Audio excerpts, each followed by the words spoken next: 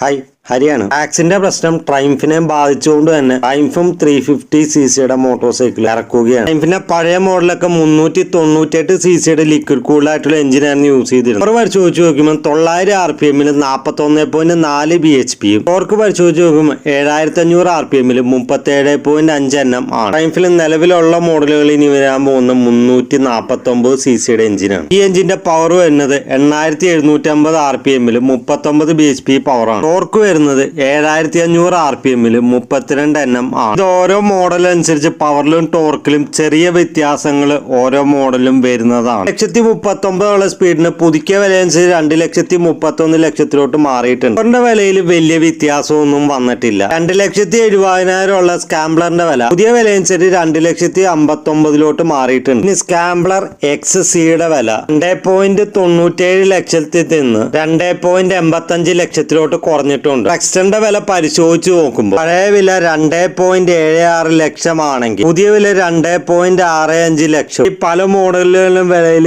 ചെറിയ ചില വ്യത്യാസങ്ങൾ ഒഴിച്ചു വലിയ കുറവുകളൊന്നും മോഡൽ വന്നിട്ടില്ല.